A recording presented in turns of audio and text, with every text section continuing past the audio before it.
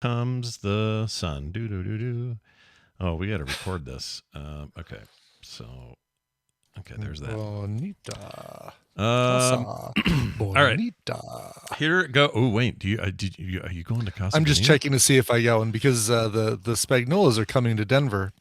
Oh, that would be great. How much of a big shot would I look like if I could potentially get them into Casa Bonita? And biggest of shots, Brian. Biggest of shots. Why the heck didn't I recognize Trey and Matt when they brought me cookies twice last December? I blame whatever it is you were drinking, which wasn't much. I remember you said it was a beer. It was a beer. It was, but special beer. It still wasn't much. It was nothing. Oh, I would have lost my shit. Yeah, I don't know what I'd say to those guys. What would you say even? I don't know. I'd be like, hey, can I get a quick selfie with you guys? And can you get me in Casa Bonita when it first opens? Can you bypass this arbitrary invite only bullshit that you're doing? Yeah. Is there still? All right, I'm going to check something. I'm going to see if somebody on Facebook Marketplace, because I could totally see somebody saying, "All right, I got an invite to Casa Bonita. I'm going to put it on Facebook Marketplace." Oh, what do you think they'd sell for somebody to come with me? How expensive do you think that would be if they're trying to hawk them, though? Well, let's find out. Let's see what we got here. Scalping Casa Bonita tickets. Yeah. I'm curious. Let's see here. Bonita. No, actually, believe it or not, nobody's selling any access to Casa Bonita. Nothing on. Oh, right. Hold on. Oh no, I thought I saw some. They have menus and some other weird memorabilia on the eBay, but they don't have no tickets. They have let's see, VTG matchbook case, Casa Bonita restaurant made famous by South Park, pre-owned, $8. So you can buy a Casa Bonita matchbook for $8. Yeah, wow, that's great. I have a coffee. I don't know if they're going to bring back the coffee mugs or change them, but I've got one of the original style coffee mugs from Casa Bonita. I could do this for $8. Oh, don't do that. Don't buy a Casa Bonita matchbook. It's an old one before they bought it, and it was before it was closed. It's like a real deal, man. Look at that. And it's got all the matches in it still. That guy. I might do it. $8. This will be my little piece of it. You get to have it in your state. I don't have it. All right, I'm going to make an offer. Tell you what, when I do get in there, I can get you something cheap that has Casa Bonita on it, and it'll be better than a matchbook for $8. Well, $8 with $14 shipping. Yeah, that's the thing, right? It doesn't say here. Oh, free shipping. Oh. All right, I made a $5 offer. We'll see if he takes it. That's pretty good. If he takes it, I'll do it, because then that's a little memorabilia there, you know? Yeah. All right. Let's do the show. Thanks, everyone, for joining us and hanging here. And we're going to go now. So, got to delete the intro. There we go. All right. It's recording all things, audio and video, in 3, 2, 1. I guess I can't say I've ever enjoyed packing an order, but I know how much depends on it. It's one part of the store the customer takes home with her. Beginning with the right size bag, I pack heavy to light. Couldn't stay away, could you? Yeah. I knew you'd be back.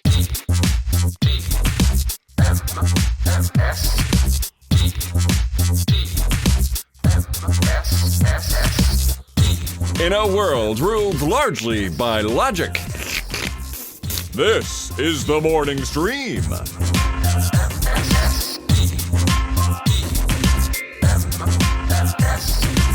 Good morning and welcome to TMS, everybody. It is Tuesday, June 27th, 2023. I'm Scott Johnson, and that is Brian Ibbett. Hi, Brian Ibbett. Hey-o. Hello, Tuesday. Hello, Scott, and hello. Man, you know how your day sometimes starts at 4 because you can't go back to sleep? My day started at 4:50. Okay. How's that? Is that pretty close? Yeah, that's close enough. And I usually look at that and go, wow, I'm sure glad I can sleep till 6:45, 7 o'clock or whatever, you know? Yeah, I usually take heart in that. Not today. This infected eye thing from the baby touching my eyes got a little worse. So sure. I was up at 4, like, just caring for it. And then I couldn't go back to sleep. Does it itch? Burns, itches, hurts, a little blurry, you know. It's normal stuff for it. But if it gets any worse today, I gotta go talk to my doctor and they'll get me some drops. But normally this sort of thing, you just hot compress it until it goes away and then you just deal with it. But anyway, that's not even the main problem. That made it so I couldn't go back to sleep. So I just sort of stayed up and got some emails done, did some other stuff that I'm behind on. And then I knew I had to be up kind of early anyway because Kim was going to go to a rental place and pick up a rental truck. She's going to take an old couch and some stuff from Taylor's. Taylor's looking, they made an offer on a house, so they want to move and they want to get rid of some things before they start showing their place. And nice. So the idea was, hey, we'll jointly rent this truck. We don't have a pickup truck around here, so let's get one for a day. And they were just going to take care of all that stuff while I'm down here working. I'll help them put the couch on or whatever. But anyway, that was the plan. But the deal was I had to drop Kim off at the rental before the show today so that she could get the rental and go, and I could bring the car back home. So we did that. I got there, and I says to her, I say, go into the building, and once you've got confirmation or keys in your hand or something, come give me a thumbs up by the window that you're good, and I'll know that I can take off. Because I didn't want to leave in case there was a problem. Right. She comes to the window, big thumbs up. I'm like, sweet. 2 thumbs up, in fact. Like that. Good. All right. And so I took off and I go home. Now her car and my phone are not tethered currently. So I don't have voice over the speaker system. So if somebody tries to call me, it's just going to mute it and say, sorry, this person's driving. It's going to do that message. I'm not going to have any idea because I don't answer my phone in the car. And so I'm driving home. I get all the way home, turn off the car, and then suddenly my phone freaks out with like 20 notifications. And I pick up the phone, and I'm like, oh my gosh, those are all Kim calls, like one after another. Oh no. Okay. I call her back. Honey, what's going on? She goes, I'm so freaking pissed. And I said, what happened? She goes, I just had a total Seinfeld moment. They don't know how to hold the reservation. Oh no. So the reason she thumbed up me is because she said, I'm here for the truck I reserved. And she says, oh yes, no problem. I'll be right back with keys. And then she thumbed up me thinking that was enough. Lady come back and said, oh, the truck isn't here. We do have a 4Runner. And we're like, that's not the point. You can't put a couch in the 4Runner. It's like, it's not going to work, right? So she had these other ideas. And Kim's like, she says, I almost said you don't know how to hold the reservation. Yeah. Like, that's the point of the reservation. So this whole thing's going down, and I don't know it until I get home. So I'm like, crap, I guess. So I'm coming back to get you then? She goes, yeah, I don't know what else to do. I said, all right, I'm coming. So I get in the car. I get about halfway there. I'm looking at my phone this time. And I see it going bling, bling, bling. And so I grab it this time, hit speaker. Hello. Hey, I just thought of something. Maybe what I'll do is just get the 4Runner, and then we'll do the couch a different time, and we'll just use this for all the other little stuff that has to be done.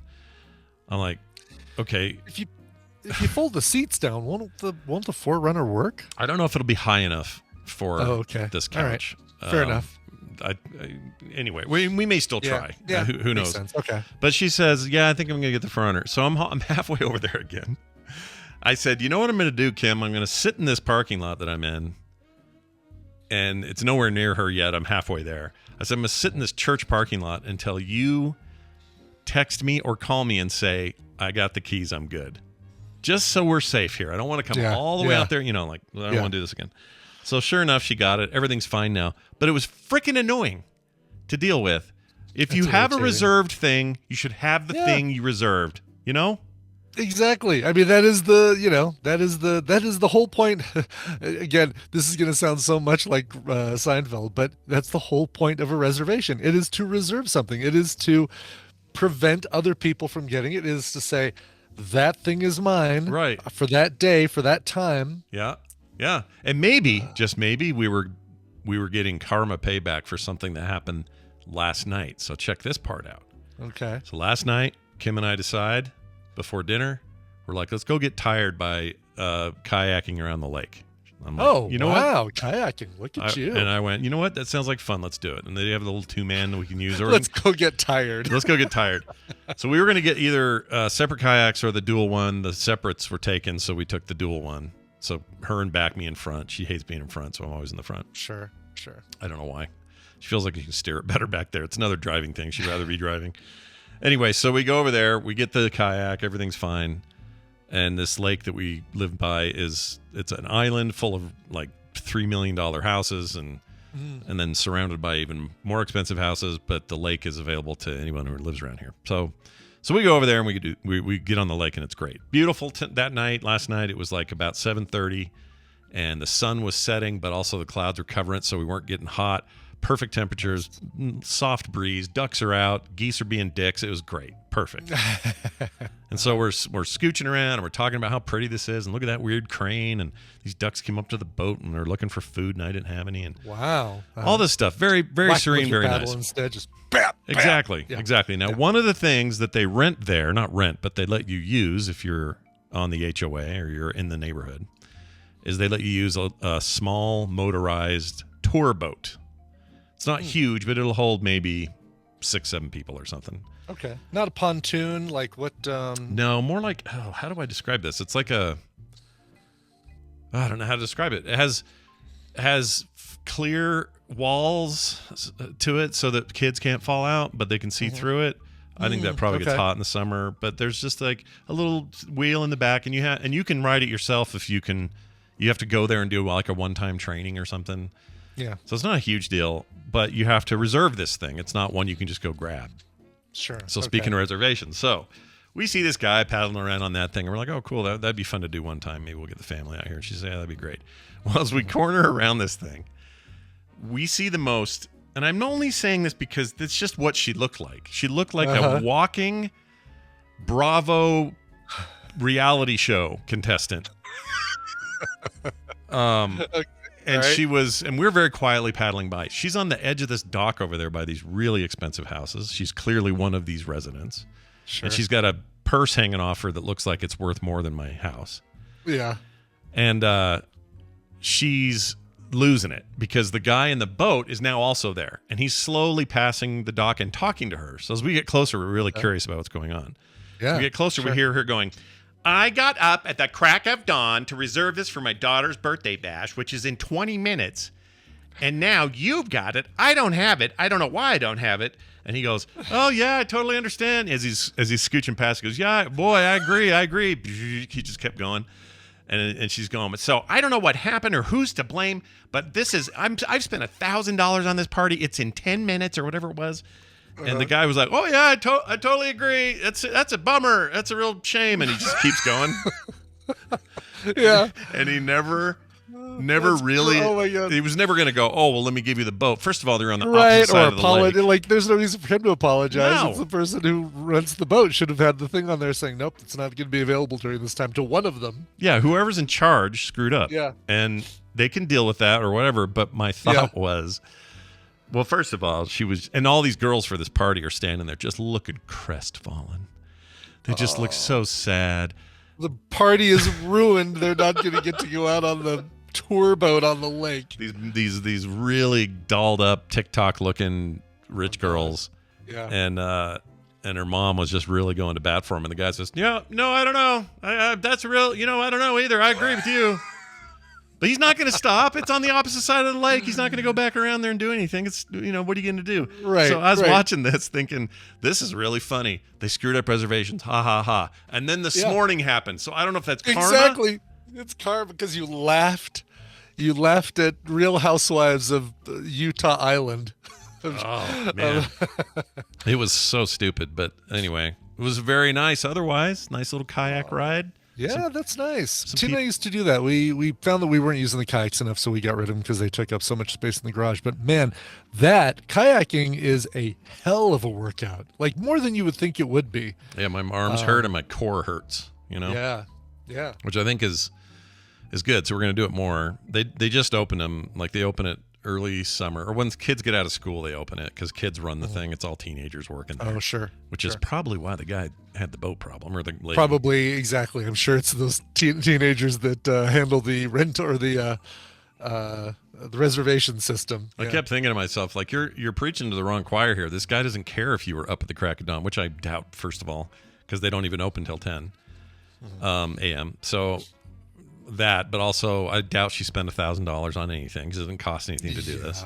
Yeah. Well, no, $1,000 on the birthday party. Yeah, but as best I could tell, it was like, I've got this picnic ready, and she had all this stuff there.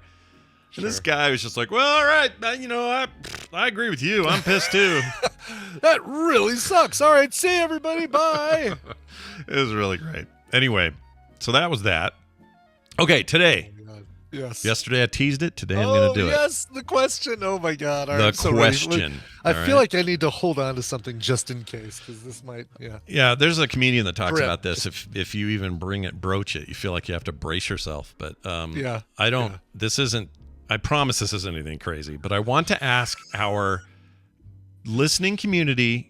Specifically, we have trans folks in our community that I would love to hear their takes on this. Now, what I'm not looking for is everyone else's. I want to hear their takes, right? Right. I don't want to have. You're as bad as Tally, me trying to Tally answer can it. respond. Sure.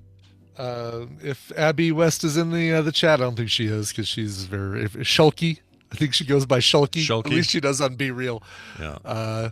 Abby just sent me the coolest thing. Oh, I left it upstairs. She sent me. You know the Kirby and pants sticker I did.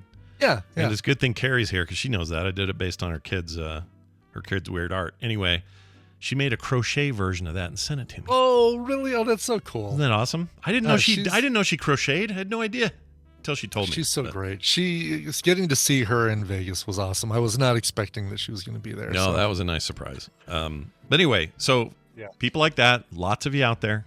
Okay, Yeah. we see you in Vegas. We know who you are.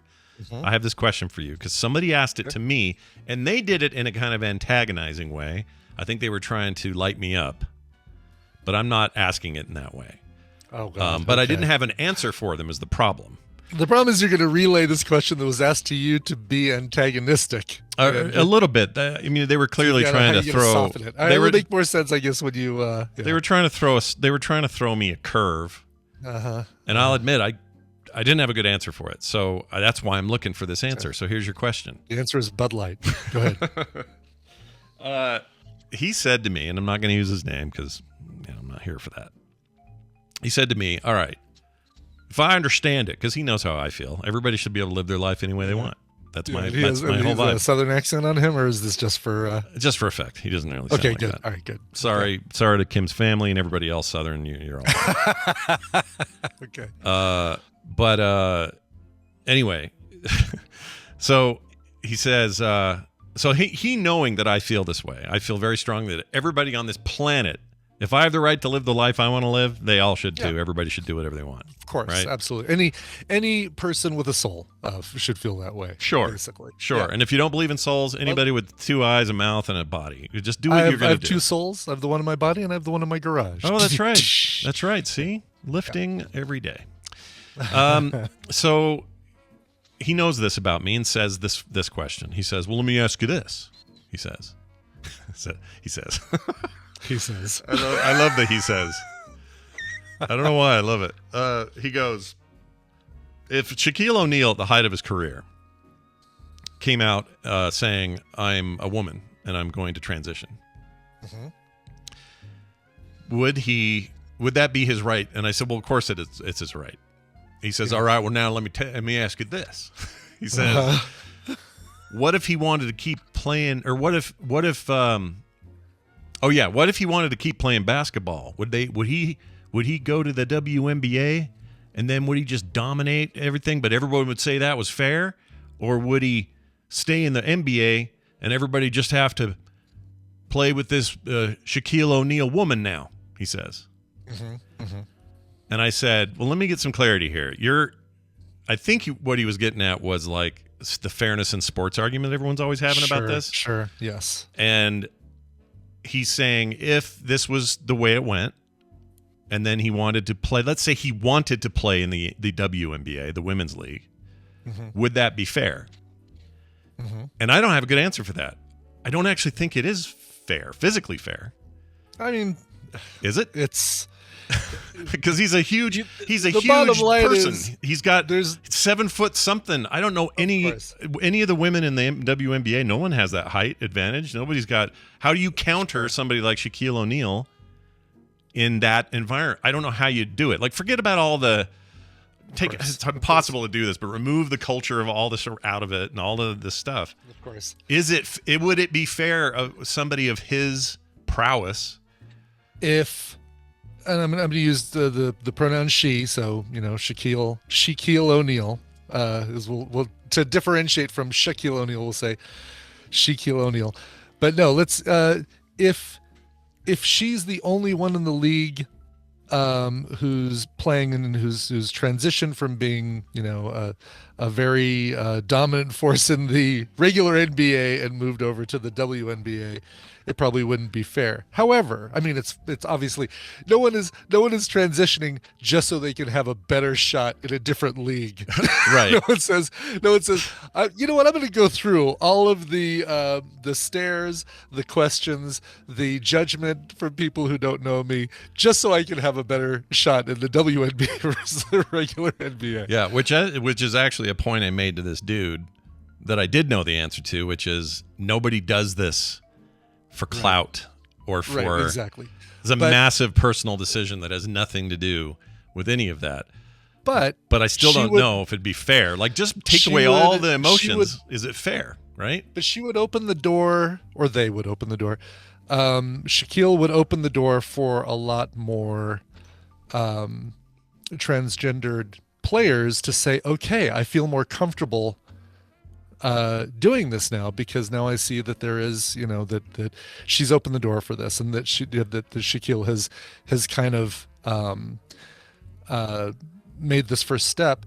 And then you'd start to get more players, and kind of you'd get a little bit more parity. You'd kind of get a little bit more things would kind of not even out.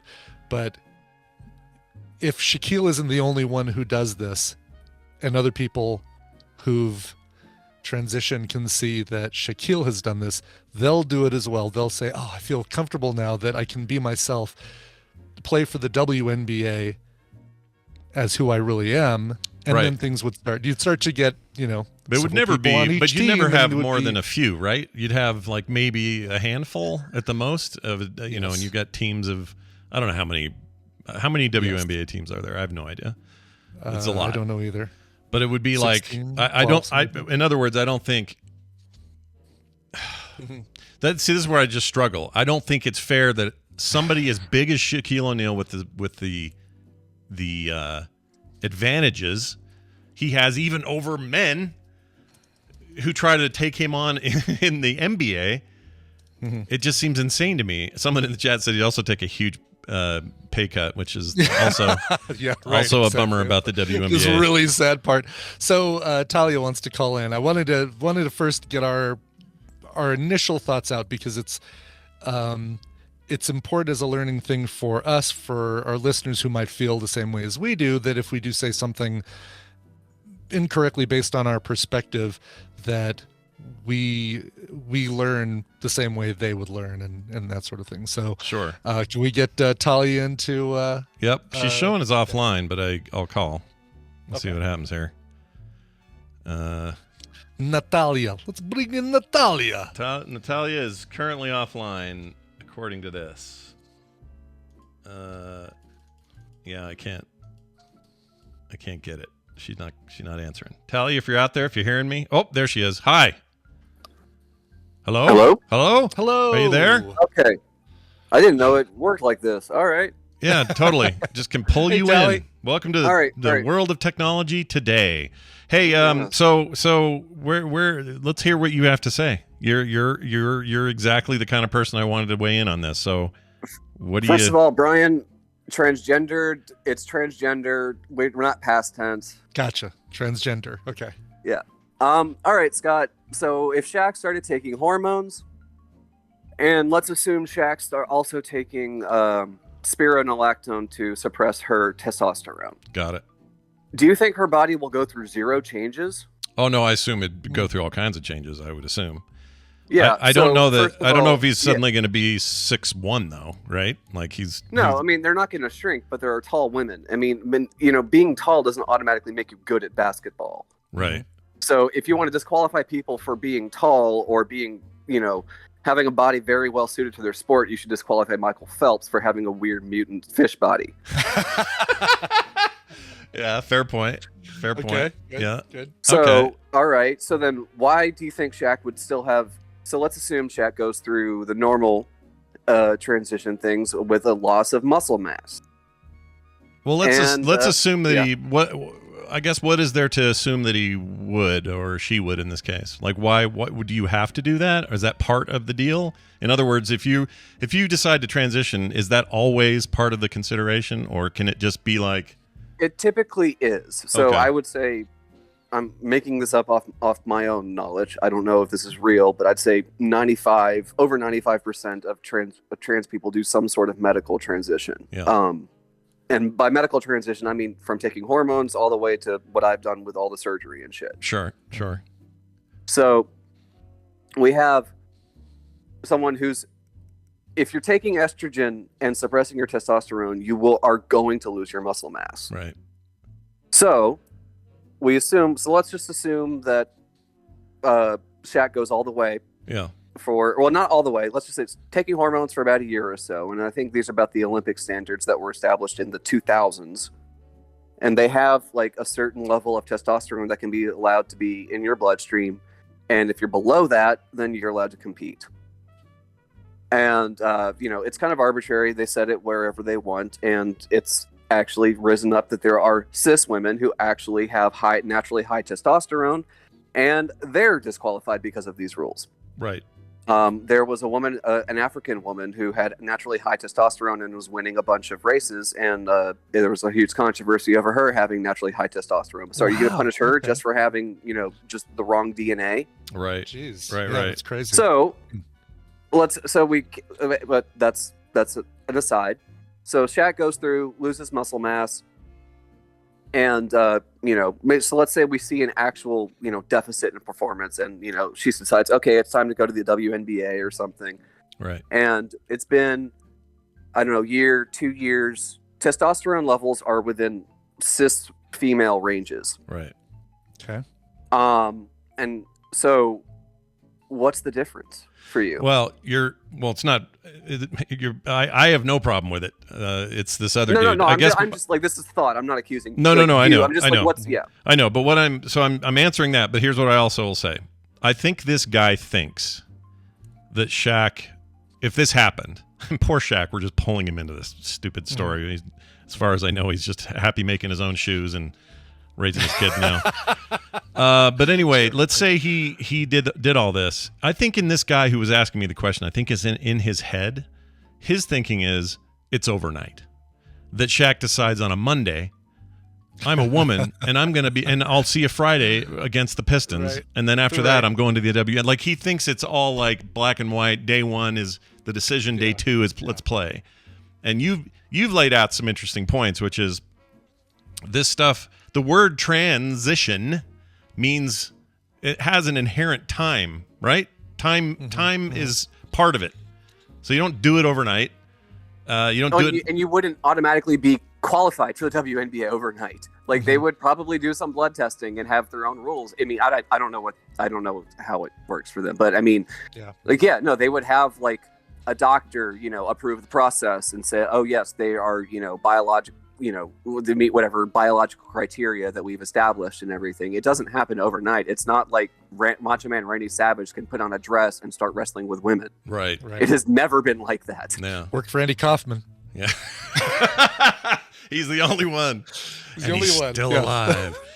Well, that's why the CIA kept him alive and hit him away. Right. He's still alive somewhere. So okay. So this is kind of where I thought I was going to go, and in the moment, it was hard for me to formulate like the time factor. Obviously, the time factor makes a huge difference. But you mentioned some of these like regulations and rules that are already in place, dealing with levels of testosterone or levels of probably various other. And like that in itself has some of its issues because it's all like, are you reducing a woman just to her lack of testosterone? Right. It's got its own stuff. Baby steps. But that's my question: is do you think we are closer to those things being reevaluated at a core level? Like if you could take away all of the public pressure on all sides just for a second on this issue and just say, hey, is there a need to reevaluate these rules? Like in an objective point of view, do the rules need a tweak? It sounds like they probably always need tweaking. Like we always need to be looking at them, not just set them in 2009 and then never touch them again sort of thing, right? Like we should probably look at them and, determine whether something should be increased or decreased, or something's changed in the general population, or there are people who are transgender who are now in the sport. So we need to adjust our numbers to accommodate this and this and this. Do you think that is happening, or we're close to that happening? It could. I mean, with the way things are going, I'd say we're probably more likely just to drop gendered sports in general, and just like, if whoever you are, just compete and no one cares. I think that should be the actual goal. But if we're actually going to concern ourselves so much with the WNBA and all these women's versions of sports, maybe we should first focus on treating them equally, giving them equal attention, and paying them equally. Yeah. Because that's, transgender. Like, the only times most of these bigots only care about women's sports is when they can be bigoted about trans people in women's sports. Then they'll go back to not caring about it at all in the first place. Well, and that's the other. There's an economic factor here that is that the viewing audience for the WNBA, and this is cyclical, right? Some things affect others, and that's why they're the way they are. But in a very real sense, compared to the NBA, nobody's watching the WNBA. Just in sheer numbers, they can't pay equal because they don't get viewed equal, which means their value isn't equal. And it may also be that that's determined by these outside factors of bigotry or whatever. I'm sure they contribute, but I guess what I'm saying is, I've always wondered, like, we had a girl on our football team in high school, and it was great. We all thought it was awesome. Just seemed cool, and nobody else was doing it, so it just seemed like we were cool. Why not do that? Like, if you've got somebody who's just a rad quarterback, then who cares? Maybe it's a sport versus sport issue. Like, I don't know if it's like individual sports are more prone to this problem. Like, if you're going to have, let's say, track and field head-to-head race or something, versus, say, a team sport where really it's just about the team, how the team does and what your role in the team is. So maybe we see more happen on the team end before we see it happen on the individual end, to see progress in that space. What do you think about that? I mean, well, even so, track and field and weightlifting are probably the other big ones. Yeah. And especially with track and field, it's like, in some, like, if we just go by the logic of it, if you lose muscle mass, but your skeletal structure doesn't change, then you're working with basically a heavier skeletal structure with less muscle mass than someone would normally have to deal with at that time. Mm-hmm. So you're almost at a disadvantage. Right. I mean, like me, I'm post-op, and so I have less testosterone. I have no natural source of testosterone except for my adrenal glands now, which is less than a cis woman. So I actually have less testosterone than a cis woman would. Oh, wow. But I still have, the male skeletal structure. So I'm dealing with my, I've got to build up the muscle to support that. And if I don't have the testosterone to do that, then it's a little bit more difficult. Yeah. Like my testosterone's in the toilet. So I feel a certain solidarity to people with low testosterone. Low T. I got the big time low T right now. Yeah. And it's, kind of just like, how at what point are we reducing people to their biology and not to their skill? Right. And and again, it kind of comes down to, it's like, if we just go straight to weightlifting, which is all about muscle and stuff like that. Yeah, I think there are some stories of some trans women who've gone in and dominated, but I don't know what levels are, and I might I just woke up, so I'm not remembering correctly. But I love that we got you right up at this, just immediately out of bed and ready to rock on the topic. Yeah, exactly. Yeah, I appreciate it. Well, it's hot and I have no air conditioning, so I didn't sleep well. So shut up. Well, it's all good. I'm glad you piped in though, because I need to be a good one to talk to. Type. I did not want to type this out on a phone. Oh no, of course not. Oh God, of course not. And I'm sure we'll hear from some other trans folk in the community. They'll write in. Yeah. But just to put a cap on it all, it's try to avoid reducing people to biology, and at the same time also just think it through that it's not like you said, this is more to the guy than you, that it is not no one goes through medical transition and losing friends and all of this just so they can have an edge in a sport. Yeah, that's one of the things I said earlier, is like, this is not something that somebody goes through just for an advantage in a different league. It doesn't make any sense when people use that as an excuse. They say things like that, and I just go, are you kidding me? Just listen to what you're saying about that person. Do you think it was worth it for you to be so vitriolic and mean for them to change their whole lifestyle just so they could get 2 extra points in that game? Give me a break. Well, and it's, also just if they're, it's just, how do you, it's just really hard to put into words what, why they should have something other than just saying, oh, they have more testosterone. Oh, they have this and this. But when you think about how it actually plays out, it doesn't really confer much of an advantage. And if it does, they're trying to find that. There are scientists going through and, looking at, if there are advantages or not disadvantages for trans people in their identify in the gendered sport they identify with. They haven't really found much. And and if you look at a lot of, past things like Fallon Fox in the MMA, she's a trans woman in MMA who's mediocre. She's not great. She's not bad. She's just there. Yeah. And, there are other, it just like, even when those situations do happen that most of these people are probably complaining about and couldn't name the person. They're just, just like one of the other girls. Right. That's it. And then also ask yourself going the other direction too, about how about the female to male person who was not allowed to wrestle with all the men, so he was forced to wrestle against all the women and completely destroyed them. Right. Because this is the equality that you're not thinking about. And when that guy asked you about that Shaq question, ask him if he can name a single WNBA team in the first place. No, he can't. Yeah, he can't. Let alone a player. Name one team. I think I'd already can tell you. 100% can tell you that That's guy. the only one I think I could name. That guy cannot name there's no way he can name it. I know this just knowing him enough.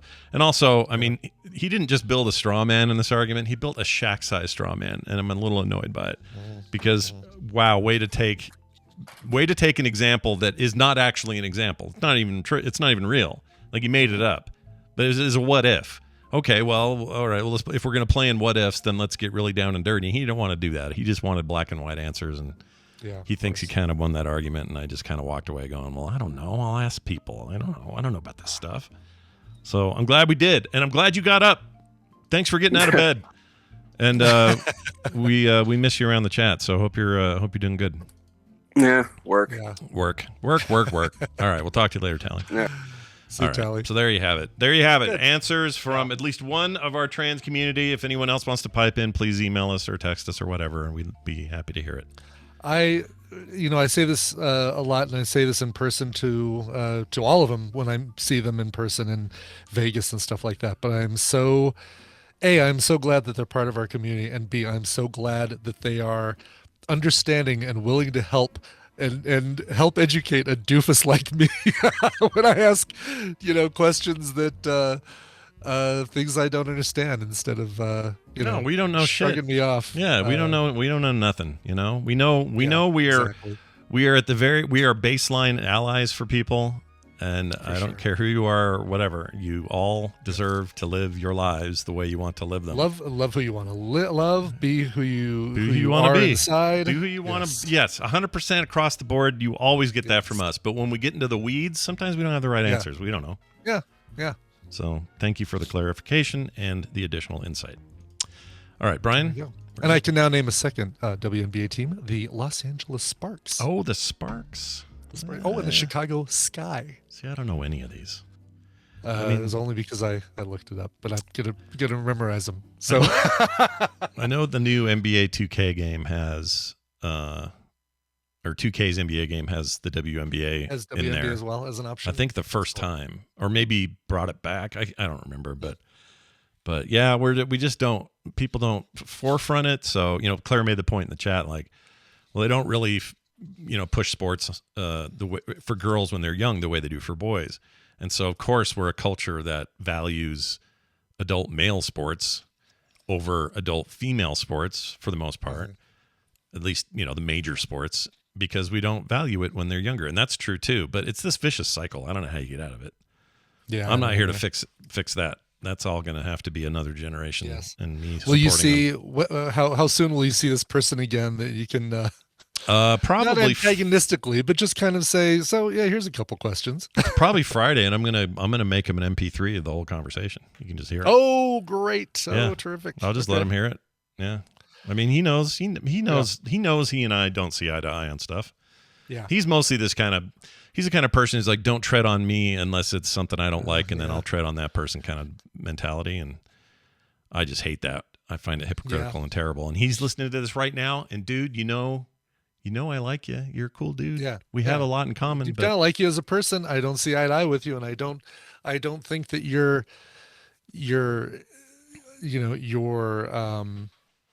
hateful. You just have this, you just haven't seen the other perspective, seen the other side. Yeah. To know and I don't like. think if he was face to face with, Tally or Abby or anyone else, he would not be antagonistic. He would be, he talks a lot of talk until he meets real people. And then he's like, oh, well, I guess they're people too. I spend so much of my time when I'm in the lift, when I'm driving for a Lyft, I spend so much of my time just biting my tongue, kind of like, okay, yep, we only have 3 more minutes until I drop you off and I'll never have to see you again, and I don't have to enter into a big discussion of why your opinion is wrong. And why. Yeah, I'll bet you see it's like that Spree movie, that one guy. Yes, exactly. I don't have any bottles of water with whatever thing he had in the water to knock him out. Never would have. Oh, that movie sucked so bad. I freaking hated that movie. It didn't suck, Scott, because it made you think about stuff. Like, I still think about it. But you're right. I still think about it. If the goal was to make me think about it, I still do. Yeah. So in that case, definitely was the goal in that case. In that case, success. But I really hated you. Poorly. Man, I don't even know. That movie set out to do something, and I think it accomplished that. Was it entertaining? Less so. But did it give a perspective of something that it could easily happen? Yes. Yeah. And in other hands could have been better executed? 100%. Yeah. Totally agree. All right. Yeah. So anyway. Let's do a news story. It's time for the news, and it's brought to you by eating next to the owner of 571 Burgers and Whiskey and hearing him fart. Oh, yeah. Speaking of your little fart story pre-show. Yeah. If you're not a patron, you missed out, by the way. Brian had a great story. Yeah, you gotta sign up so you can hear that. You can still do it. Sign up today and you can hear that story. We were told that we were sitting next to the franchise. Kim and I went to lunch there yesterday, and we were sitting by the franchise owner, the guy that owns this location, and he was this very tan, very buff, very tattooed up looking rich dude with a brand new Corvette out front, red Corvette, the new model, beautiful car, and a lovely woman with him. I don't know what relation they were. But I watched him order his food. Girl walked away, and then I watched him lift a cheek and do a little. So it wasn't even like an accidental, like, geez, excuse me, sorry. No, it was like a, nobody paying attention. Yeah, he opened the door and let the horse out of the barn. Absolutely. All right, check this out. The Pick Your Own event is off now, as all the fruit was eaten by birds. Oh, this is a bummer. This is in Cornwall, so you English people will know what's going on. There is a Pick Your Own Cherries event every year, the National Trust property in Cornwall. This year it got canceled. Blackbirds ate all the fruit. They did not leave plums. They just took plums. They took all the plums. Finally, the limerick, or not the limerick, the riddle makes sense. Yes. Was due to be held tomorrow, June 28th, and the event was to span over 5 days at Cotelier. How do you say that? Oh, let me see here. Cotelier. Boy, see, the problem is that's probably Welsh, my guess is, and it's probably pronounced flurg. I know they get those. Their words are weird. Yeah, COT. Their words are weird. They spell things completely differently than they're pronounced. Somebody COTEHELE. Yeah. If anyone Claire says, "Gimme." Okay, Claire, here you go. Yeah, try it, Claire. What is it? COTE. Sitting over there in Northern Ireland, acting like she knows how everything's spelled in all the other places. Claire, Gack. All right. Yeah. Why Welsh isn't Cornwall in? I thought Cornwall was in Wales. Was in Wales. Yeah. No. No. See, I don't know things. Oh, Cornwall's in Ireland? No, really? No. Oh, jeez. Really? Is it really? Well, then this explains that word. I've grown up always thinking Cornwall was in. Wait a minute. Come on now. It's named after a British general or something. Cornwall Wallace. Yeah. No, it's Yes, not it. What is exactly. it? Hold on. Cornwall's in England, but not Welsh. It looks like, but Cornwall's in Just England. Okay. Yeah. Or as I typed into search, Engling. South Anyway. England. Okay.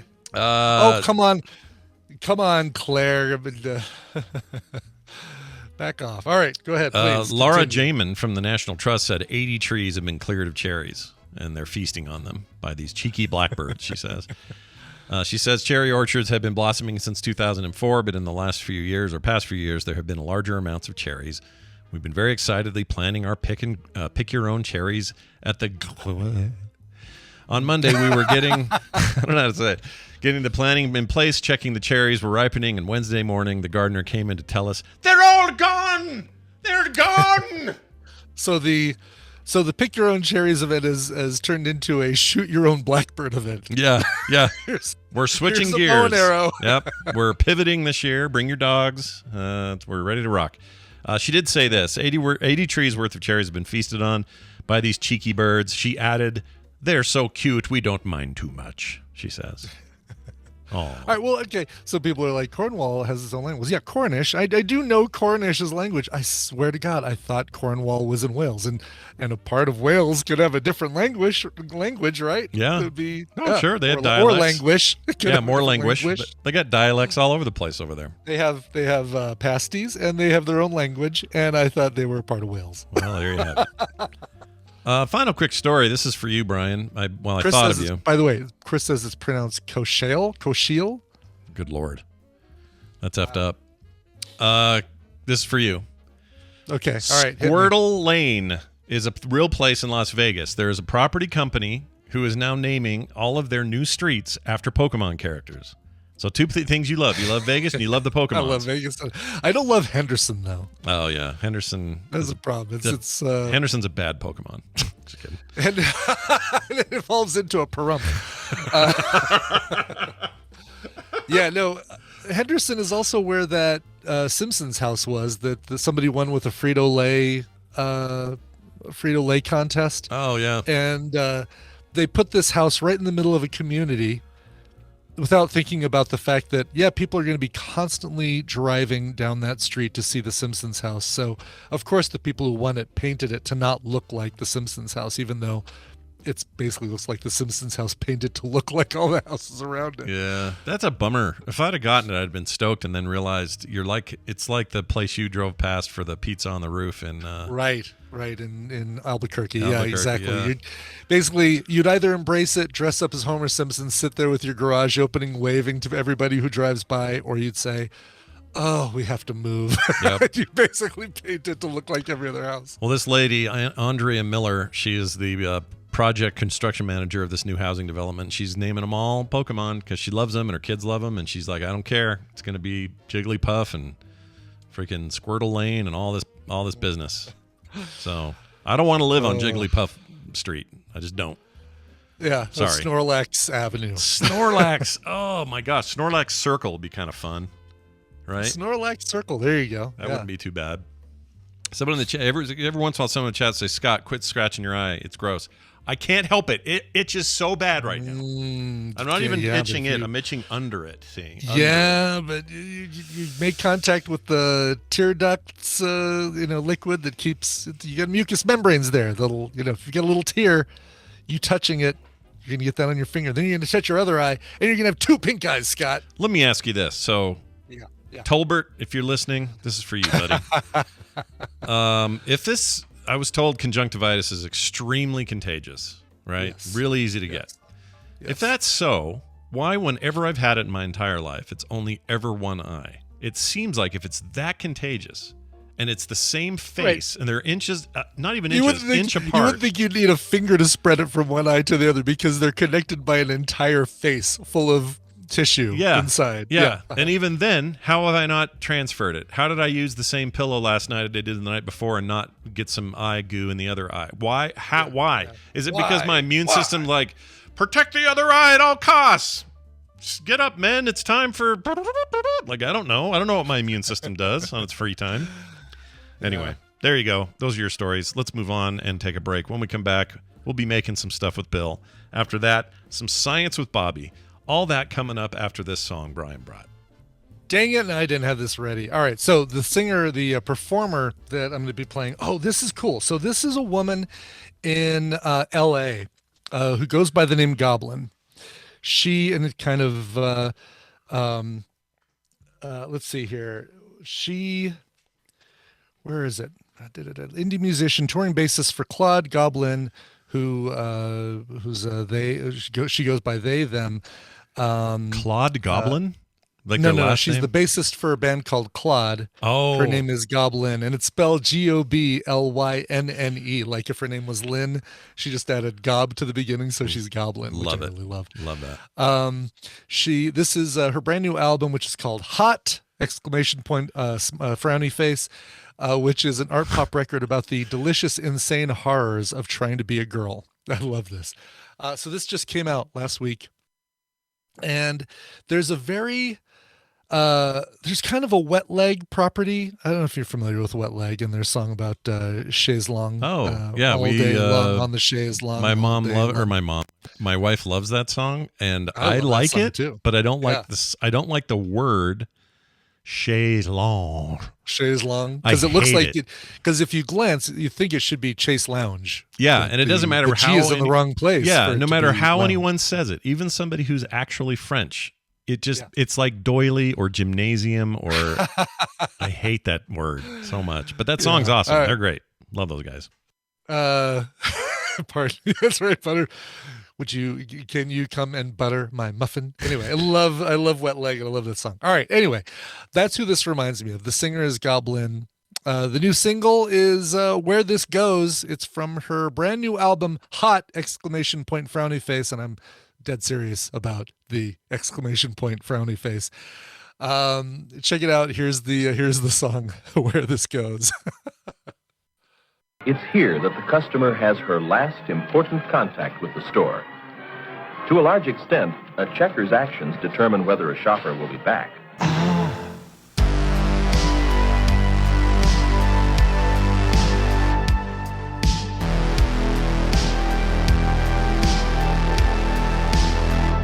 And we're back. Tell me who that was one more time. Sure. That was Goblin, Goblyne, and the brand new single, Where This Goes, from her new album, Hot! Frowny face. I just remembered that Bill is driving today. He's not here. Oh, right. So I'm going to add Bobby Bill. early. Bobby, are you ready for my early adding? Because you're online. If it makes you feel better, Bobby, we can call you Bill for the first 2 minutes you're on the call. Yeah, I always try to anyway, or even do it by accident. Why not continue the tradition? Exactly. Yeah, I actually knew this and then forgot. So what good does it do me to ping these people the night before? I don't know. Anyway, we'll try to call Bobby. He might be taking a poop. Science. Science poop. Who knows? But hopefully he is ringing in. Oh, there he is. All right, he's a real sport. Let's play this now. Science.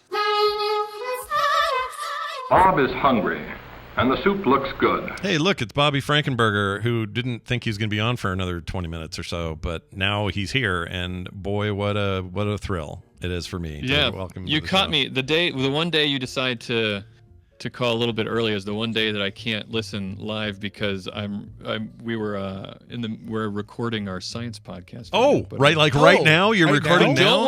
Don't worry, because right now you're feeling guilty. Yeah, I am. Don't worry. We had planned already to take a break in the middle of recording so that I could do TMS. Well then, okay. So he just shifted a little bit early. Yeah. So now we're just taking it a little bit early. I was like, looks like they're calling me early. Let's take our break now. The good news is, the show prior to this, you didn't miss anything. Nothing controversial. No exciting deep talk or anything like that. So yeah, you had nothing to worry about. Yeah, you no reason. I guess I'm gonna have to go back and listen. You might want to. You might enjoy it. I don't think it was all that controversial. I think it was educational. I think we helped people understand some things. I hope. But I have no idea what you've got planned. You got the science dripping off you like you always do, but now you're even hot from a break from your science podcast. You must really be ready to land something here. So what'd you bring there, Bobby? I brought some COVID news. Uh-oh. It's not bad. I It's not heard bad. COVID was over, Bobby. Yeah. Well, it's that's another question entirely. Do you remember we talked about did we talk about it on this show where the World Health Organization said that it's basically endemic now? Did we talk about that here? Yeah, we did a couple weeks ago. Yeah. Well, fortunately, that's not what I'm talking about. So good. That's why when I went to the doctor yesterday, I did not have to put on a mask when I was waiting in the waiting room. It was optional if I had any symptoms for the first time. That was new at ours too. They said I even asked her about it, and she says, "Yeah, it just got to the point where we were having arguments with everybody about it. Like everybody that came in was having a problem with it." And we were like, all right, well, even though this is a place where people come in that are sick all the time, we kind of thought it would stick. But we're just going to let them, if they have a sign that says, if you have a cold or any kind of anything and you're coming in here, please wear a mask. And that's as good as they can do. So. Right. Yeah. Do you find that where you guys are that people are still masking the way that they were? Oh, no. Not even close. I guess I'm asking the question in the wrong way because no, people aren't masking the way that they were. That's the way they were. No, but when I'm in the airport or on a plane, I do see.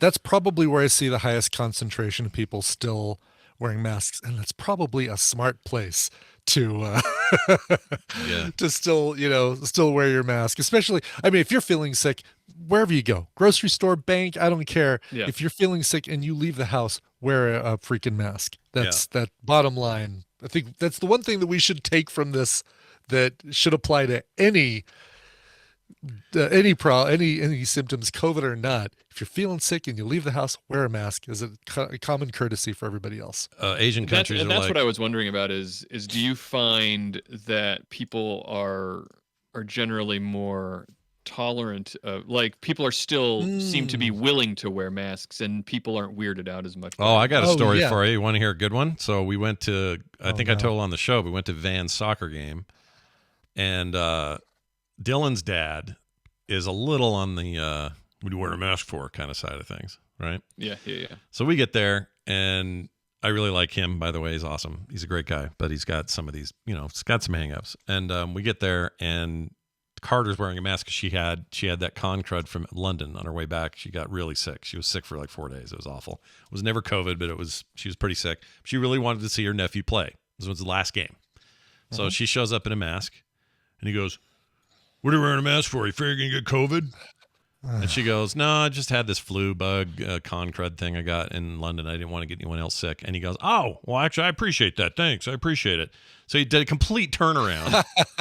Right. Because, she had this reason. And so when you take people's politics out of it, suddenly it becomes, "Oh, well, thanks for protecting me." Anyway. Right. Exactly. Other than that, though, I haven't run into any like major problems. Haven't seen any Costco people having a fit because somebody else is wearing a mask and they're not. And yeah.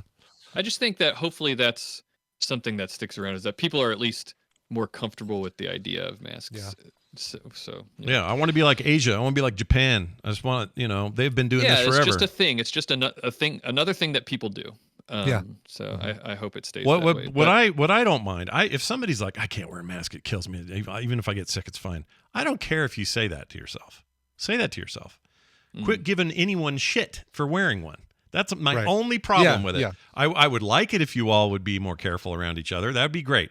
But if you're not going to be, freaking keep it to yourself. Don't go up to strangers like these. There's a TikTok pranker guy. His whole shtick is to walk up to people in Walmarts or anywhere he finds anyone in a mask and accost them and start shooting questions at them about why they're doing it. What are they afraid of? Are they afraid of, have you been vaccinated? Like all this stuff, just like bombarding them. And these poor people, like this one woman's like, I have like a really serious autoimmune disease, and my doctor told me to wear this everywhere I go. No, it doesn't matter whether there's anyone sick or not. Like, I just want to jump through the screen and kick this kid's ass so hard. I just want to beat him to a pulp because that's my problem. It isn't that you might have some misgivings or you feel weird. My problem is you going after other people. So F off with that business. All right. Here's my two birds. A TikTok. Double bird. Yeah. I want to start a TikTok where what I do is I go up to those people and make it so that they don't have the internet anymore. and watch them freak out. Yeah. I Right? think that's really the only thing driving all of this is the clicks. Yeah. Right, exactly. Clout yes. chasers, man. Clout chasing's a real disease. Yeah. What I heard the other day is the new phrase I like is when people get called fatally online. Have you heard that before? Oh yeah. I haven't heard that. That's funny. I like that one. People will be like, I'm so fatally online. I totally believe this thing, or I did this thing, and I don't know. It's a great term. We'll see if I'm sick of it in a week, but I like it right now.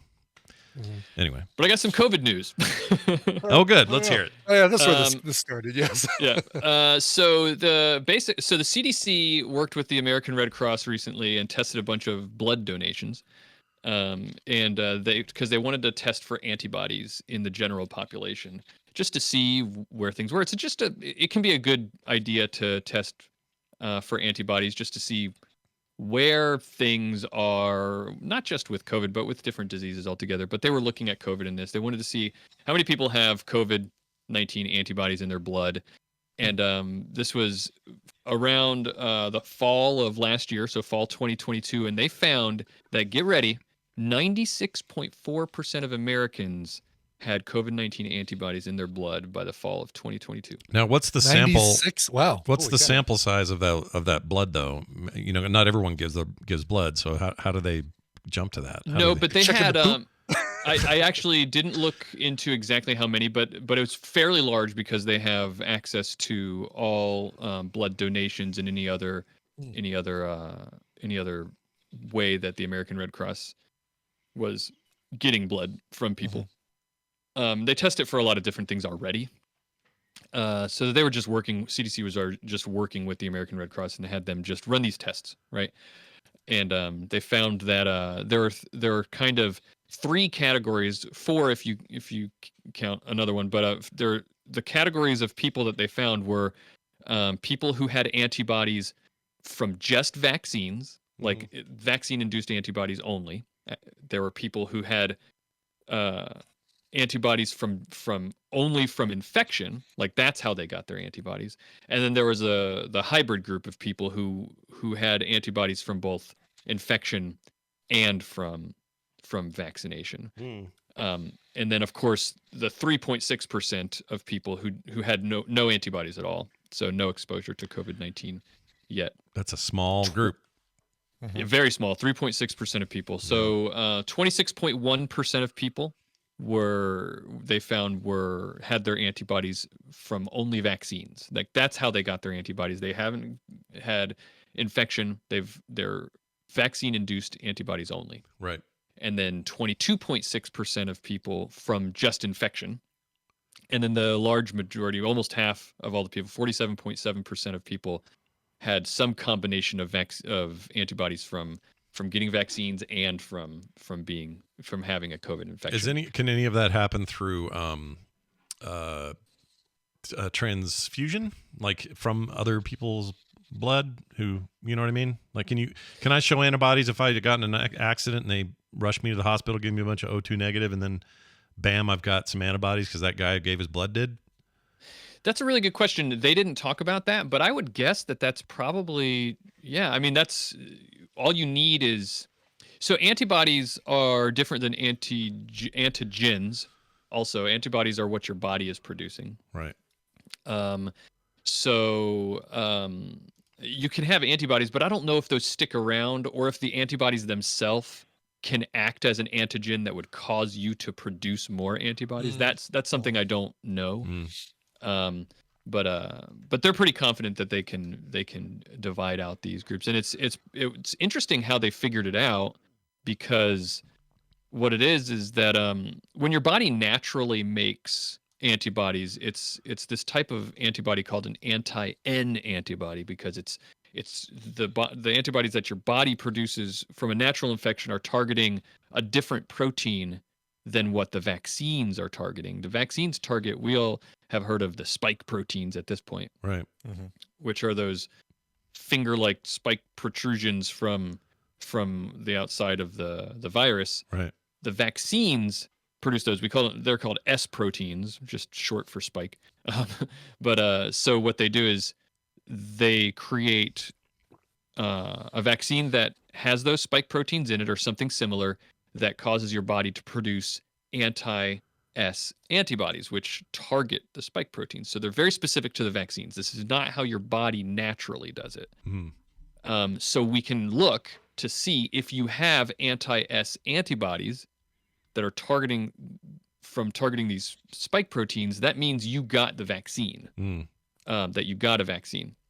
And so the next question is, do you have the anti-N antibodies, which are the naturally occurring ones? If you do, then that means you were exposed to an infection, and then you can just look at the overlap by looking at vaccine databases and everything to figure out who falls into the vaccine only, infection only, or the hybrid group. Is it still true that the antibodies are only supposed to last like 3 months or 2 months in your system or something? Is that changed? Well, that's one of the questions that people have, is that is this number, how accurately does this number represent the population? And they're pretty confident that it's actually, this 96.4% is actually an underestimate of how many people have antibodies in the population. And the reason that they think it's an underestimate is exactly what you were talking about, Scott, is antibodies fade over time. We know that that's true. Yeah. So if you've gotten the vaccine or you were exposed, but you've not been exposed in a long time, then you might have a really low antibody rate that might not be picked up by a test. Also, the tests could be faulty, or it just is a false negative or something like that. So, and that always happens. So it's always going to be, that their guess is that this 96.4% is actually an underreporting, and that probably it's even closer to 100% of people in the population. So if they tested me and Brian, what were you, October last year? You had your September. It was right after Labor Day. Okay, mine was November. If they tested Brian and I's blood, would we show anything at this stage? Probably, yeah. And I don't know that for sure. I don't know the exact numbers, but I do know that when they were talking about what the schedule of boosters and vaccinations and everything is going to be, that they're moving towards a yearly one. So I'd imagine that that's based on the fact that it probably lasts, long enough that doing it once a year is okay. Right. Also, we know that having the vaccine and being infected with COVID gives you even better immunity. So you probably, if you had COVID exposure and you had the vaccine, then you probably have antibodies even more, sticking around even longer. That'd be good. Yeah. So what did that's all speculation, though. I don't know those numbers for sure. Do we know what the current infection rates are? Like, no one talks about these anymore because it's not, the breaking horrible news it used to be. But is it still like? I mean, I assume it's still out there and it's still killing people. Yeah. For sure. It's so when the World Health Organization decided to sort of downgrade it from being an emergency, that decision was based on not on infection rate. That decision, I think in part it was based on infection rate, but definitely a large part of that decision was based on how most countries know how to treat and deal with it now. And so that's a lot of why it was an emergency before, is because it was brand new and people were dying at such high numbers because we didn't know how to treat it. It was just send people to hospitals, put them on a respirator, and hope that they make it through. I mean, I'm simplifying it a lot, and I don't want to downplay the amount of effort and work that healthcare professionals put into helping people. But yeah, we didn't know a lot about, but now we do. We know how to treat it. We know it works. We know the types of medications to give. We know the types of general medical treatments to help keep people alive. And so we're equipped now to deal with. We have the infrastructure in place to say, okay, looks like infection rates are going up. What are the types of things that we need to do to make sure that it doesn't, like we know how to do this on a population level as well, all this kind of stuff. Right. And so that's why it got downgraded, but it's certainly still out there. Even though the director of the World Health Organization, he even made the point that yes, it's being downgraded from an emergency, but lots of people are still dying every day. So we can't stop worrying about this. We can't stop thinking this is a problem. We just it's not an emergency anymore. I suspect when fall and winter rolls around, we'll hear about the that's usual what we're uptick, waiting for, like flu and everything else we get every year. And I assume it's also probably the it's the high risk groups that are still at most risk, like your people in their 80s. It's that way with everything. I mean, it's that way with the flu as well. Young infants who can't get the flu shot, and the elderly who are just at higher risk in general. Sure. Those are the ones you worry about the most. Sure. That makes sense. Take care of grandma, everybody. Got to do the things you got to do to keep everybody safe. Like when you have pink eye, you should stop touching your face. I know, right?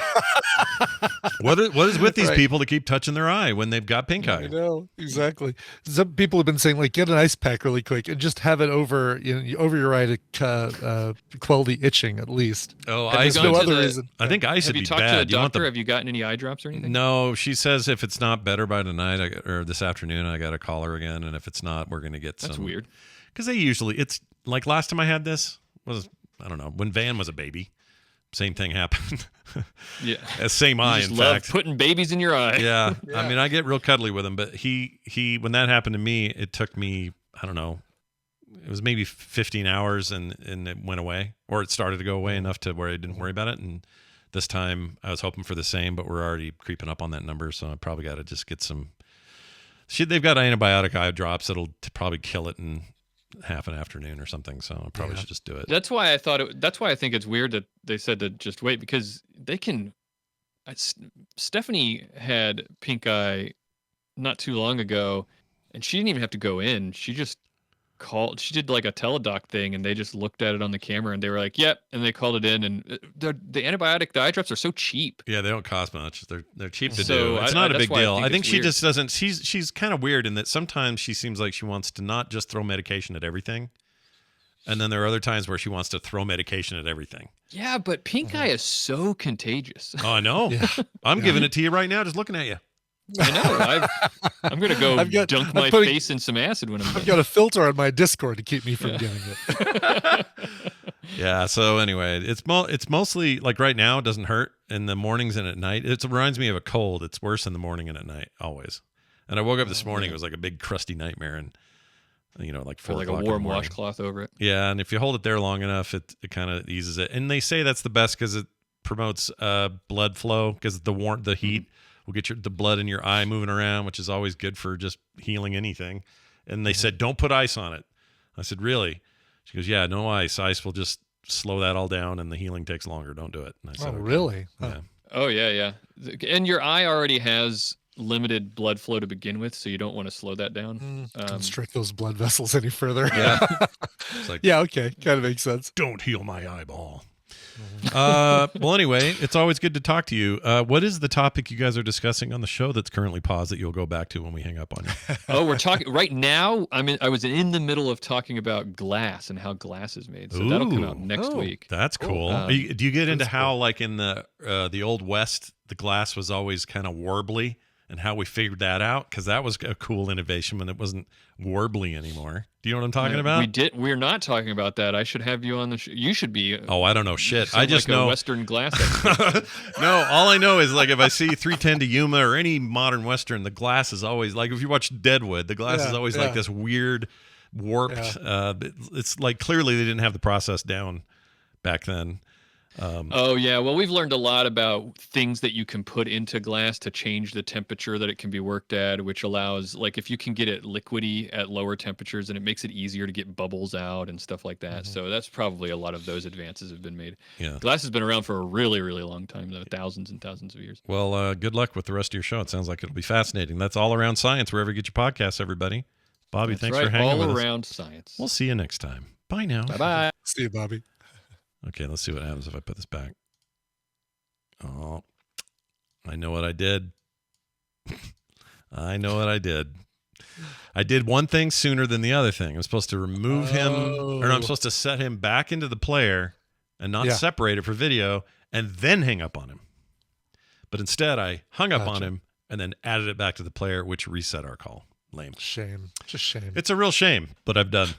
here. All right, that is going to do it for today's show. Although I do have an email I'd like to end things with. We haven't really talked about this the freaking submarine that had its thing.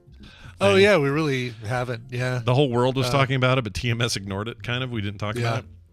I didn't feel like there was much to say because I don't know, it's just a hideous thing all around. And like, what else we can add to the conversation? Yeah. But we got this email about large oceans and bodies of water. Which kind of related to a conversation we had a little while ago about what scares, like, can you be in the middle of the ocean? Does that freak anyone out? And that sort of thing. Good morning, Superior and B, Ontario. Couldn't find another Great Lake that began with a B. Makes sense. All right. Yeah, I wish there was a Lake Ontario. Yeah, sure. I'd go there. Scott says he doesn't like large bodies of water that seem endless. I really don't. I hate that. If you're on a boat in the middle of any of the Great Lakes, it feels like a freshwater ocean. Does this problem with open oceans play into why Scott likes Waterworld so much? Also, with the lack of ocean, why he loves Fury Road so much? Love the show, though. Abby, with an I, from Michigan. P.S. I don't like openness. I don't know, what does that say? Open. No, I don't like open oceans. It's a stretch. It's a real stretch, but we'll take it. We'll allow it. Yeah. Okay, so the answer to your question, I think, is yes. I think part of what draws me to these wastelands, whether it's water wasteland or desolate wastelands, is this idea of how, I don't know, how utterly scary that is. And I get to experience it on a big screen with cool sound. You know what I mean? I don't have to be there. Yeah. I think that's it. I do like stuff like that. When you went on your cruise and land was not visible for part of that time. Yeah. Or was land always visible because you were kind of there were times where you couldn't see anything. And also in the morning the fog would be so thick even if there was land you couldn't see it. I don't like that. So I would be up on deck with Kim looking at it. Doesn't bother her at all. But I would see it. Kind of freaking out a little bit. A little bit. A little piece of me would go, where are we? I don't even like this. This is bad. And then I think I was just prepared to like tell myself, don't worry about it. So I got pretty good at ignoring it. So her and I had the opposite problem. I'm freaked out by the idea of where we are. She gets motion sick from the motion, just straight up, like an actual cause and effect. She has a reason to feel sick. I have no reason other than it just kind of freaks me out. And so if you start catastrophizing, going, well, what if this boat broke down right here? What would we do? Yeah. Right. And then you start thinking about Titanics and all that other crap. That's why you have lifeboats, and now they have enough lifeboats for all the people who are on the boat. That's right. Now they do. They didn't skimp on it this time, turns out. Anyway. We can thank actress Kathy Bates for always having enough lifeboats now. Now, the one thing that doesn't freak me out, maybe it's because it's so far removed, but endless space doesn't freak me out. Like in space, not at all. Oh, really? So just water. Interesting. Water and land, maybe land where I'd have no water and no access to food, and it's just a giant desert. Maybe that's a little bad, but huge bodies of water, even though those have limits, that freaks me out more than if I was in space, which virtually has zero limits. Sure. And I don't know why. Like George Clooney floating out there. I don't think that's all that big a deal. I mean, I don't want to go for days and starve to death and run out of oxygen. Yeah, that sounds awful. Exactly. Right, but it doesn't inherently freak me out to be out there. Maybe it's because A, I've never been there. Yeah. And B, there's no frame of context since you've never been to space. You've been around water, you've been on water, and you can experience that and what that feels like just to not see land. But you've never been out in space to be able to say, well, my frame of reference is when I was in space going, oh, Jesus, I couldn't see any. And maybe part of it is that in water, I know that there are bordering lands somewhere. It may be too far practically to get to. And that's what would freak me out, is that I'm out here, I know there's land, I'm going to die anyway. In space, it would be like, I don't know where the edge of anything is. It's just out here. We're just forever, and it's no big deal. And I guess the Earth is not really a border, though, is it? He's like me. He's just sort of hanging out in dead space. I don't know. It's just a different mindset. Interesting. Yeah. I don't know. The George Clooney and gravity thing did freak me out. It's like, oh, my God. I can't even imagine, like, great, I'm just, floating untethered, and it's just because I let go of a thing to save this other person or to do this other thing. And I'm just gonna float out here until I run out of oxygen and die. Did he burn? I can't remember if he burned into the I atmosphere. can't remember either. It's been a while since I've seen that. Because if you burn into the atmosphere, what's worse, floating forever until you just die, or you fall into Earth's atmosphere and burn up in that? What would you rather have? I think I'd rather burn on re-entry into Earth's atmosphere because it would get over quickly, as opposed to that feeling of just knowing. Yeah. That at some point my suit's going to run out of oxygen. Even if there's some gnarly pain for a hot second, I still think I'd rather have that. Yeah. Listen, BioCal, the movie's been out for long enough that you can't shout spoilers. Okay? Spoilers? What? Yeah, come on now. That was like 2012, man. It was a long time ago. Jeez. If you pay attention to the Oscars, maybe watch that movie. It's pretty damn good. That movie is good. I like that movie a lot. Yeah. It's that other Mexican Denis director. Villeneuve, right? No. It was. It's the other guy. It's the Mexican. Almodovar. He's the Mexican director that works a lot with Del Toro. Their friends. Almodovar. No. He did the third Harry Potter movie. I cannot think of this guy's name. Did he also do Children of Men? Who am I thinking? Alfonso Cuarón. That's it. Thank you. I was confusing with the other brilliant director, Denis Villeneuve. Well, I was thinking of Denis Villeneuve, but I was also thinking of and now I can't remember his name because all I can think of is Cuarón. Is he the one you're thinking of? The one that did the bear on the Leonardo DiCaprio bear attack one? They're also he's a Mexican director also, but I forgot his name. Yes, maybe that's what I'm thinking of. Let's see here. That's called They're all buddies. The Revenant. The Revenant, thank you. I don't know why I remembered that. I never remember that. I'm glad you did, because all I could think of was I remember things when other people. I remember things when other people don't have to remember it, and it's easy because you're not struggling. It's the thought. It's the act of struggling to remember something that pushes it further out of you. Yeah, isn't that weird? Yes. I think we just proved it. We did an example. Yeah, Birdman's the Revenant guy. Did Birdman. Yeah. Niiiiight. Those three Mexican directors, man. Let's get them all together on one. Let's get one big. Del Toro writes it. Cuarón directs it. The other guy does something with a bear. I don't know. Whatever. Get it all done. Make that happen. Yeah, because look, we got Spielberg and Lucas together, and we got Raiders of the Lost Ark. Yeah, and Kingdom of the Crystal Skull. For these team ups. Oh, you're seeing that this week. Is it Thursday? I'm seeing it Thursday night. Yeah. Are you excited? Like, where are you at on your head there? I'm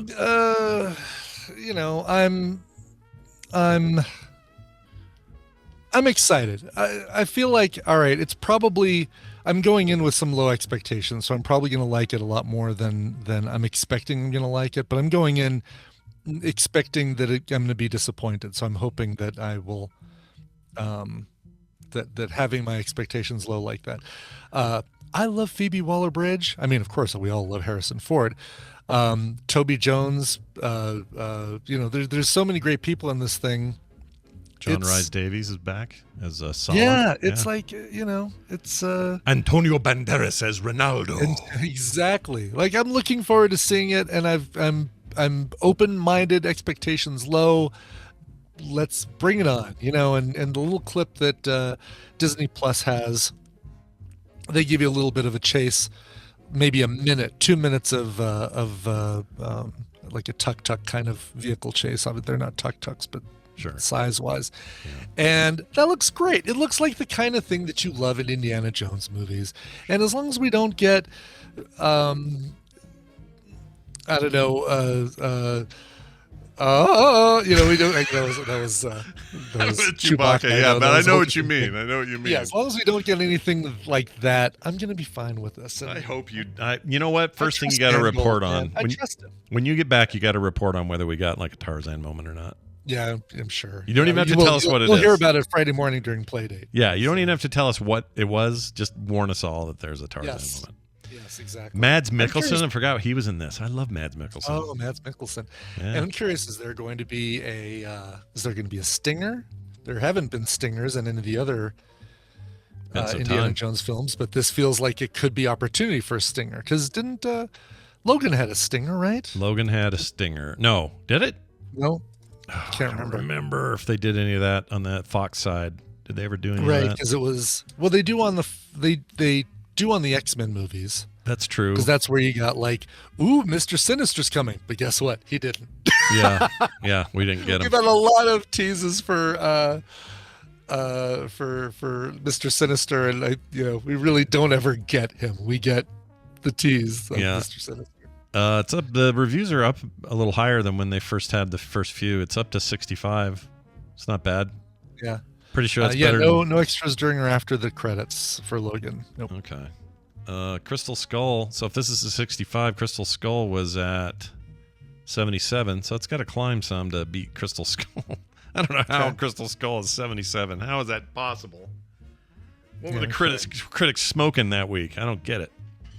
Yeah. All right. Well, anyway, let us know on Friday. Fast X extra scene during the credits. Super Mario movie extra scenes during and after the credits. Spider-Man Across the Spider-Verse extra animation shown during the credits. Yeah. Well, just animation. They didn't do any story. It was just of course like not. Oppenheimer currently no after credits information. No. I love Media Stinger. It is a great site, MediaStinger.com, especially the app. But my favorite tweet of the week was this. So apparently in Malibu, suddenly a big giant pink Barbie house appeared out of nowhere. Yeah. They unveiled it, and somebody wrote the Oppenheimer, because it opens the same weekend as Oppenheimer. Oh, does it? Okay. And they said Oppenheimer, the producers of Oppenheimer have an opportunity to do the funniest thing in the history of films if they wanted to blow that thing up as a counter. If you're going to have the Malibu house, have Oppenheimer blow it up with a small nuke, with a little mushroom cloud. Yeah, that's what you should do. Yeah. All right, that's it for us. Thank you all for listening. We're going to get out of here. Don't forget, we need your help at patreon.com/TMS. Yeah. Brian mentioned a play date. We'll be doing that on Friday, so watch for that. Well, we still have plenty Not Saturday, Friday, because I'm going to Denver's equivalent of Comic-Con, which is called Fan Expo now. Ours is also just X, I guess. Yeah, just Fan X, which boring. is boring. I think it's probably same company. It feels boring, doesn't it? It does. Fan X. Yeah. Thanks a lot. Thanks, San Diego jerks. Anyway, but that'll be fun. So tune in for that. Regular shows the rest of the week, and other cool stuff happening that we'll talk about tomorrow. All right, that's it. Let's get out of here. Do you have a song to play here at the end of the show? I have a song, Scott, and I want to preface this by saying the title of the song does contain a controversial word that we don't all like saying, the word rape. But bear with me, trust me, this is great. Kai from Finland wrote in and said, on TMS 2454, Brian and Scott discussed the Evolution Control Committee, which reminded me that during the early 2000s, I was really into them, especially one ECC song that I kept in constant rotation, and it was called Rocked by Rape. Quote from Wikipedia, the ECC wrote Rocked by Rape, consisting of samples of Dan Rather's deadpan delivery describing various atrocities over looped riffs from AC/DC's Back in Black. Oh, wow. This work brought legal threats against the ECC by CBS, but by 2003, CBS appeared to have dropped the issue. Rocked by Rape was nationally broadcast on NPR's All Things Considered in 2000, and it was even played at a roast for Dan Rather, which was later broadcast on C-SPAN. The song still seems very hard to find on legit streaming services, but the cover master shouldn't have any trouble.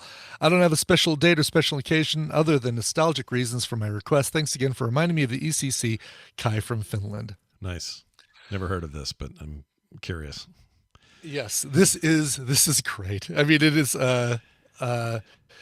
it's just listening to all these clips of Dan Rather saying, horrible fire, earthquake, just one thing right after another. Anyway, this is great. All right, so this is the Evolution Control Committee from their album Plagiarism Nation, Volume 2.0. Featuring the lovely voice of Dan Rather and a song called Rocked by Rape. Get more at frogpants.com. Like a taco? Like a taco. You have a like a taco? Like a taco?